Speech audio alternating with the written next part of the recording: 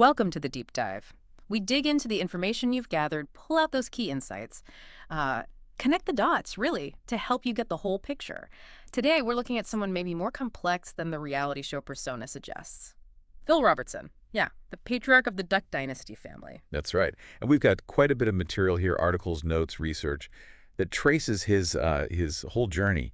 Our mission, really, in this deep dive is to get past just the surface stuff, explore the big moments, the challenges, and the impact his life had using the details you've brought together. Okay, let's jump right in then. The story starts April 24th, 1946, Vivian, Louisiana. And right off the bat, the picture painted is, well, it's a tough start. Yeah, definitely. Fifth of 7 kids, and the family was facing, serious money problems. You really see how that connection to the outdoors, that self-sufficiency, was baked in from the very beginning. The notes mentioned no electricity, no indoor plumbing. Right. They were literally living off the land, hunting, farming. That wasn't a hobby. It was survival. And yet, even with those challenges, he really stood out in high school, didn't he? Especially sports. Oh, absolutely. Yeah. He wasn't just good. The sources say all state honors in football, baseball, and track. That's serious talent, and that led to a football scholarship.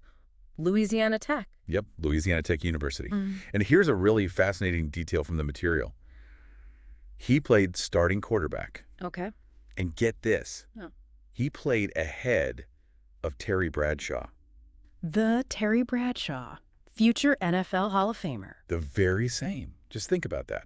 The path he could have taken. Incredible. So you have this, clear shot at a potentially massive football career, but the sources say he walked away. He did. That passion for hunting, the one formed way back in those early years, it was just stronger, apparently. He chose the woods over the NFL potential. That decision tells you a lot, doesn't it? Yeah. Even back then, about what really mattered to him. Right. It wasn't the fame or the money. It was something else. Though he did stick with school for a bit longer, got a bachelor's in phys ed, then a master's in education. Oh, I didn't realize he got a master's. Did he use it? Briefly. The notes mention he worked as a teacher for a short time before really committing full-time to that outdoor life. And that commitment, that deep knowledge of hunting, Yeah. that directly leads to the next big thing, right? Duck commander. Exactly. Early 1970s, he sees a gap in the market.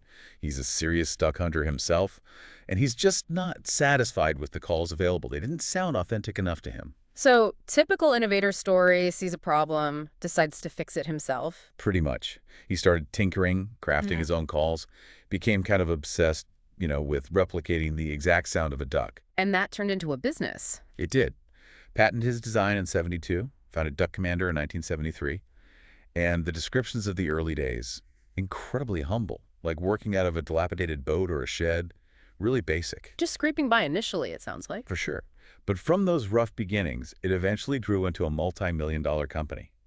And the reason for that success, according to these accounts, So quality, the authenticity he was after. that's what they say. His commitment to getting that sound right resonated. Hunters found the calls actually worked. They were effective.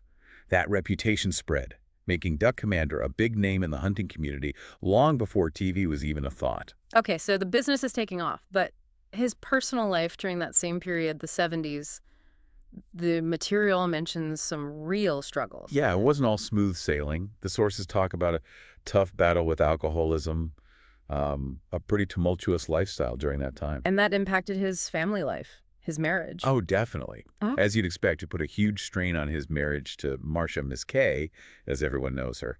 Sounds like it reached a real crisis point. But then there was a significant shift, a turning point described in the notes. Yes, a really pivotal moment. He embraced Christianity. And this wasn't just a small change based on the descriptions. No, it's presented as a profound spiritual awakening, something that completely turned his personal life around.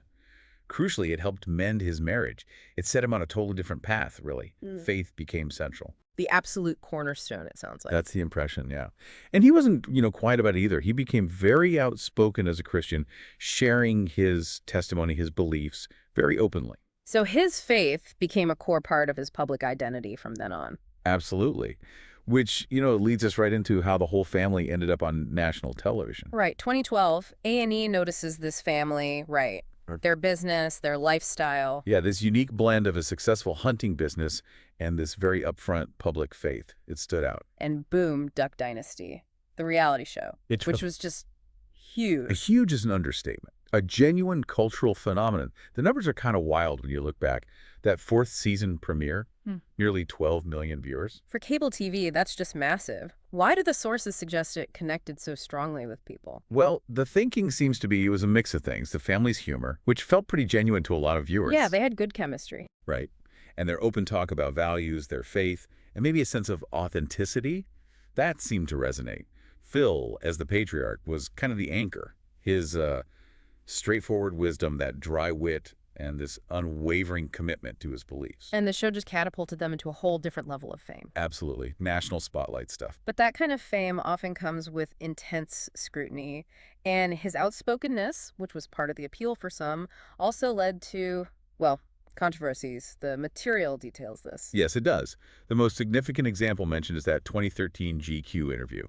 Some comments he made there about homosexuality and race, they ignited a huge national debate. I remember that. A&E suspended him, right? They did, temporarily. But then what's also noted here is the reaction, a pretty significant wave of public support for him, which led to A&E reinstating him. Interesting. So it really split opinions. Exactly. It highlighted these very different perceptions. His remarks drew sharp criticism, obviously, but others defended him. They saw it as him just being candid about his deeply held religious beliefs. And Phil himself. How did he respond, according to the sources? He remained unapologetic. The material indicates he framed his statements firmly within his commitment to his faith. It's important, that we're just laying out the reported facts here, the events, the reactions, not endorsing any viewpoint. Absolutely. Just presenting what the deep dive into the material shows. Okay. Moving towards the later chapters of his life, the information you gathered notes his passing. May 25, 2025, he was 79. Yeah, the reported cause was after a battle with Alzheimer's disease. His family announced it, celebrating his life and his impact. And his influence, it went beyond just the duck calls or the TV show, didn't it? The sources mention books he authored. That's right. Sharing his story, his philosophies, titles like Happy, Happy, Happy, and Unfiltered are mentioned specifically. He also kept a public voice through podcasting. He did. Co-hosted the Unashamed podcast with his sons. Kept discussing faith, family, culture, that sort of thing. And Duck Commander, the business he started in that shed. It continued. It continues, right. A tangible legacy. Yeah, it's still thriving. And interestingly, the sources even mention an upcoming Duck Dynasty spinoff focusing on his son, Willie. Shows there's still interest there. So when you trace that whole arc from those incredibly poor beginnings, through the personal struggles, building the business, the spiritual transformation, reality TV stardom, the controversies, the narrative presented is really one of redemption, faith, perseverance. It is. So looking back at all this we've unpacked from the material you provided on Phil Robertson, growing up with literally nothing, ending up influencing millions. What does it all mean for you, the listener? Well, his story definitely highlights how one person's very personal journey, especially when combined with deeply held beliefs and thrown onto a massive public stage, it can really spark conversations. It reveals a lot about different American values and cultural clashes, wouldn't you say? Definitely. And it kind of leaves you thinking, doesn't it, about that tricky space where personal convictions meet public life. How do people navigate sharing beliefs that might not align with broader societal views, especially when they conflict so openly? And how do we, as people listening or observing, engage with those moments? It's a dynamic we see playing out all the time. And his life story, as laid out in these sources, really gives you a powerful, if complex, example to consider.